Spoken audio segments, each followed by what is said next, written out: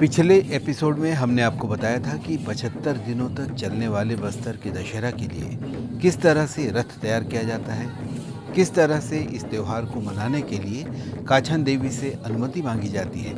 आइए कुछ और नज़दीक से समझें बस्तर के दशहरा को। काछन यात्रा के दूसरे दिन गांव आमाबाल के हलवा समुदाय का एक युवक दशहरा पर्व को निर्विघ्न रूप से होने और लोक कल्याण की कामना को करते हुए जगदलपुर के सिरासार में 9 दिनों तक निराहार रहकर योग साधना में बैठ जाता है। इस दौरान हर रोज शाम को दंतेश्वरी मां के छत्र को फूल रथ में विराजित करके जगदलपुर के दंतेश्वरी मंदिर, सिरासार चौक, जय स्तंभ चौक और मिताली चौक की परिक्रमा कराई जाती है। इस रथ में माई जी के छत्र को बाकायदा सशस्त्र सलामी दी जाती है।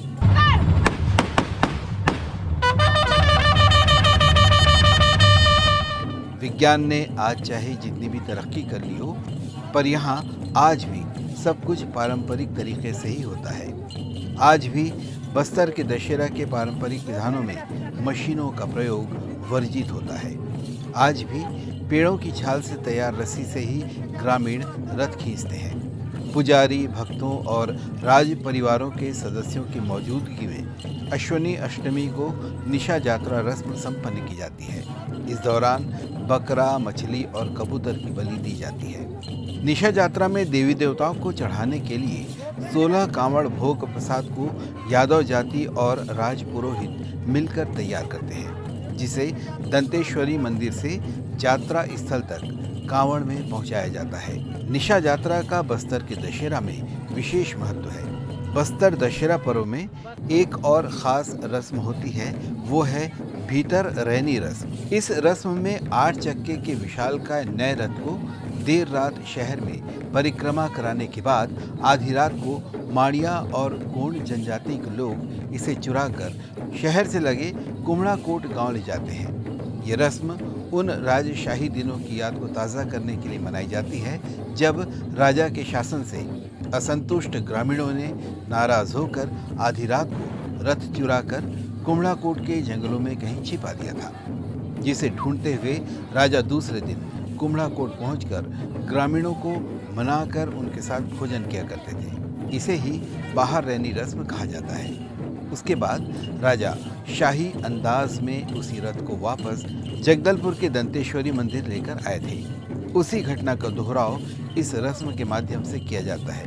यही है बस्तर दशहरा का भीतर रैनी रस्म। रावण दहन करके देश भर में मनाए जाने वाले दशहरा से बिल्कुल अलग होता है बस्तर का दशहरा। इसे बहुत कुछ रथ उत्सव की तरह मनाया जाता है। प्रकृति की गोद में बसे छत्तीसगढ़ के बस्तर संभाग में यहाँ के आदिवासियों के द्वारा प्राचीन परंपरा को पूरी ईमानदारी से निभाते हुए मनाया जाने वाला दशहरा पर्व इतना दिलचस्प होता है कि दूर दूर से सैलानी इसे देखने, इसमें शामिल होने चले आते हैं। प्राचीन काल में बस्तर को दंडकारण्य के नाम से भी जाना जाता था, जो कि रावण की बहन सूर्पणखा की नगरी हुआ करती थी। इसके अलावा ऐसी भी मान्यता है कि माँ दुर्गा ने माँ काली का रूप धर के बस्तर में ही भस्मासुर का वध किया था।